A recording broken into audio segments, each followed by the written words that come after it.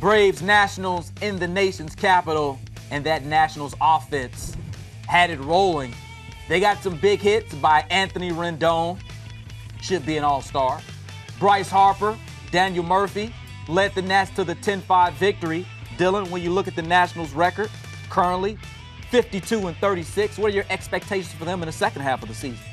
To continue to blow away the rest of the NL East.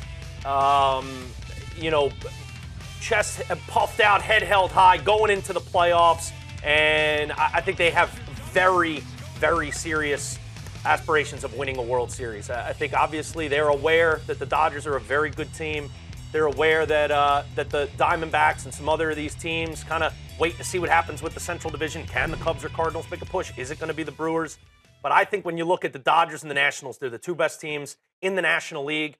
And with the way this team is constructed and the great performances they've gotten offensively from Harper, from Murphy, from Zimmerman, Rendon, like you mentioned, and with Scherzer as the ace of that staff and Strasburg and some other really good pitchers to follow, they got to be looking at this thing like this is ours to lose. Yeah.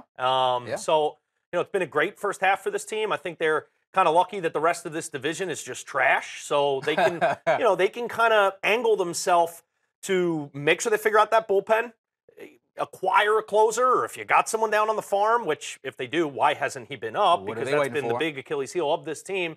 That's the big. They've got a long time to figure out one problem. Yep. How are we going to close games out once we get to October? So, for Dusty and this front office, I think that's the challenge now. But other than that, I do not see a way that they even have to sweat out winning the NL East. I think it's already a foregone conclusion. You hate to call that, and you hate to put a fork in other teams in mid-July, but who's coming? I know the Braves have been hot, but not that hot. Mets. We see what they did here. Mets are too injured, and they're garbage.